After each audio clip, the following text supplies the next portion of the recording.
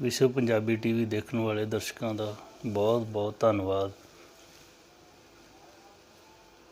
हरप्रीत सिंह जबंदा की लिखी एक बहुत ही खूबसूरत कहानी जो अज तो कुछ समा पहला पढ़ी सी, अज फिर नज़रों के सामने लंघी तो तुहाडे तो साझी करन तो बगैर रह ना सकिया।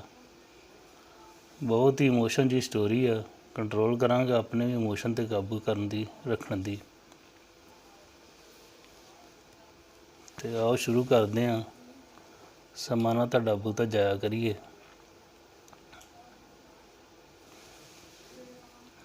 सिरलेख है सज्जणा साथ निभाउण वाले कदे हालात नहीं देखते।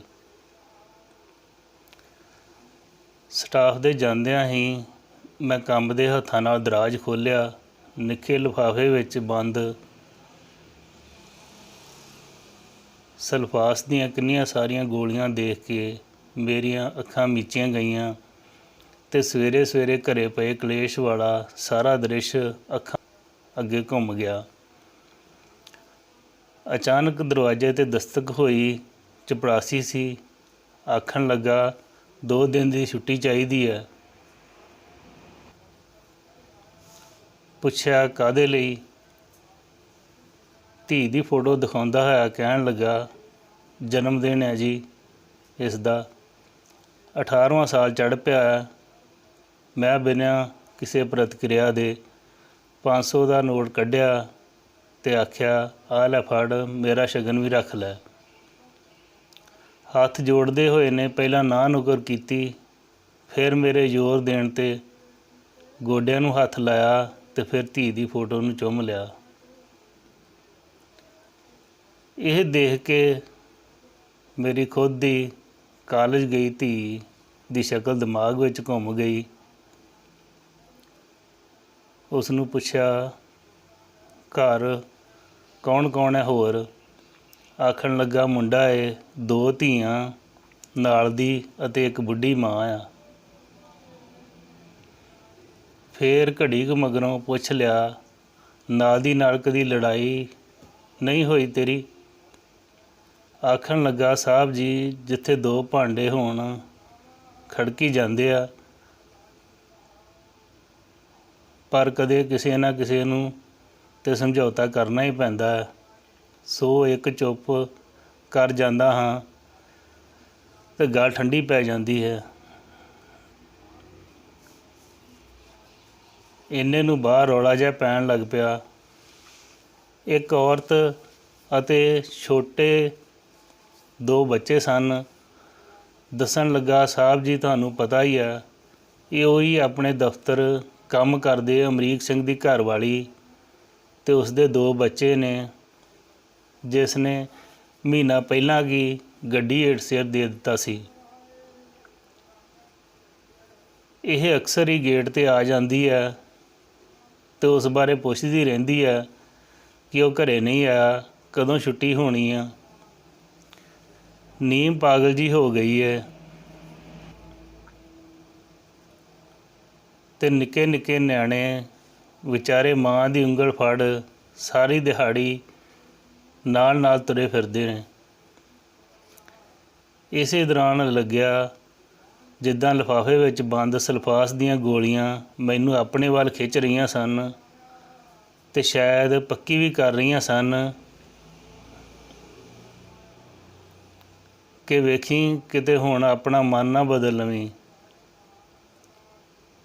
फिर पता नहीं की होया, सारे टब्बर दीयां शकलां अखां अगे घूमण लगियां। एकदम उठ खलोता, सल्फास वाला पैकेट चुक वाशरूम वाल नूं हो तुरिया ते पूरे का पूरा पैकेट फ्लश कर दिता। पसीने नाल तार होया जदों बाहर आया तां वह अजे भी उत्थे ही खलोता सी।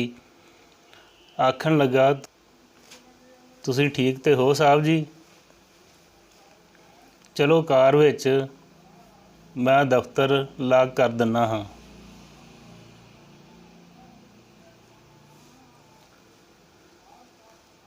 घरे पहुंचा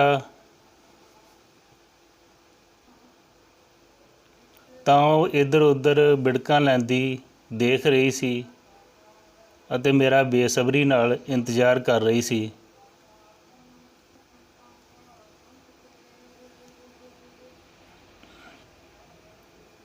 ਮੈਨੂੰ ਵੇਖ ਕੇ ਉਸ ਦੇ ਸਾਹ ਵਿੱਚ ਸਾਹ ਆ ਗਿਆ ਜਾਪਿਆ। ਮੈਂ ਵੀ ਵਾਹਿਗੁਰੂ ਦਾ ਸ਼ੁਕਰ ਕੀਤਾ ਅਤੇ ਫਿਰ ਬਰੂਹਾਂ ਟੱਪ ਉਸ ਵੱਲ ਨੂੰ ਹੋ ਤੁਰਿਆ। ਉਹ ਅੱਥਰੂ ਪੂੰਝਦੀ ਹੋਈ ਮੇਰੇ ਵੱਲ ਨੂੰ ਨੱਸੀ ਆਈ ਅਤੇ ਮੈਂ ਵੀ ਉਸ ਨੂੰ ਝਟਪਟ ਕਲਾਵੇ ਵਿੱਚ ਲੈ ਲਿਆ।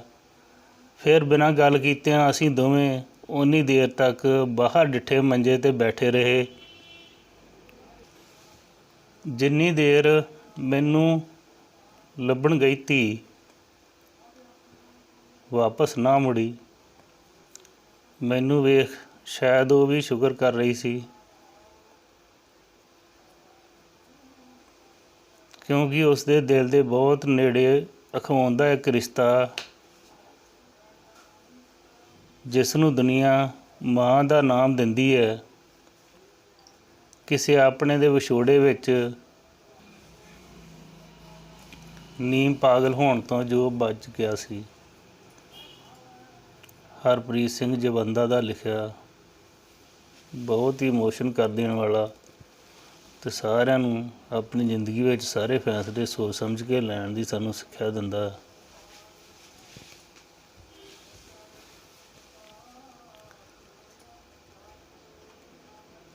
ਆਓ ਹੁਣ ਅੱਜ ਦੀਆਂ ਖਿੜਕੀਆਂ ਵੱਲ ਜਾਂਦੇ ਹਾਂ। 12ਵਾਂ ਕੈਪਸ਼ਨ ਆ, ਇੱਕ ਅੰਗਰੇਜ਼ ਯਾਤਰੀ ਨੇ ਗਾਂਧੀ ਦੇ ਆਸ਼ਰਮ ਵਿੱਚ ਰਹਿਣ ਦੌਰਾਨ ਗਾਂਧੀ ਜੀ ਨੂੰ ਕਿਹਾ ਕਿ ਮੈਂ ਗੀਤਾ ਪੜ੍ਹੀ ਹੈ, ਚੰਗੀ ਲੱਗੀ। ਗਾਂਧੀ ਜੀ ਨੇ ਕਿਹਾ, ਮੈਨੂੰ ਵੀ ਪੜ੍ਹਨ 'ਤੇ ਚੰਗੀ ਲੱਗੀ ਸੀ, ਮੈਂ ਰੋਜ਼ ਪੜ੍ਹਦਾ ਹਾਂ। ਅੰਗਰੇਜ਼ ਨੇ ਕਿਹਾ, ਮੈਨੂੰ ਗੀਤਾ ਬਾਈਬਲ ਨਾਲੋਂ ਵੀ ਚੰਗੀ ਲੱਗੀ ਹੈ। ਗਾਂਧੀ ਜੀ ਨੇ ਕਿਹਾ, ਮੈਨੂੰ ਗੀਤਾ ਵੀ ਚੰਗੀ ਲੱਗਦੀ ਹੈ, ਬਾਈਬਲ ਵੀ ਚੰਗਾ ਲੱਗਦਾ ਹੈ। ਮੈਂ ਦੋਵੇਂ ਪੜ੍ਹਦਾ ਹਾਂ ਅਤੇ ਦੋਵਾਂ ਨੂੰ ਪੜ੍ਹਨਾ ਚਾਹੀਦਾ। ਅੰਗਰੇਜ਼ ਨੇ ਕਿਹਾ, ਮੈਨੂੰ ਗੀਤਾ ਬਹੁਤ ਚੰਗੀ ਲੱਗੀ, ਇਤਨੀ ਚੰਗੀ ਲੱਗੀ ਕਿ ਮੈਂ ਹਿੰਦੂ ਧਰਮ ਅਪਣਾਉਣਾ ਚਾਹੁੰਦਾ ਹਾਂ। ਗਾਂਧੀ ਜੀ ਨੇ ਕਿਹਾ,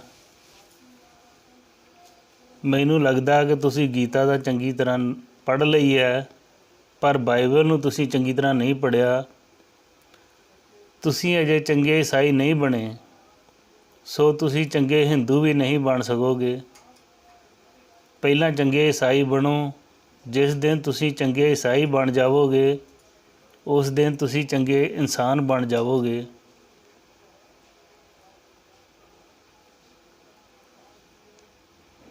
ਅਤੇ ਫਿਰ ਉਸ ਦਿਨ ਤੁਸੀਂ ਬਿਨਾਂ ਕਿਸੇ ਯਤਨ ਦੇ ਚੰਗੇ ਹਿੰਦੂ, ਚੰਗੇ ਯਹੂਦੀ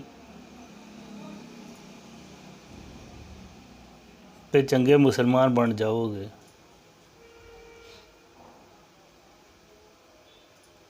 ਸਾਰਿਆਂ ਦਾ ਧੰਨਵਾਦ। ਆਸ ਹੈ ਕਿ ਅੱਜ ਦਾ ਇਹ ਐਪੀਸੋਡ ਤੁਹਾਨੂੰ ਬਹੁਤ ਪਸੰਦ ਆਇਆ ਹੋਊਗਾ।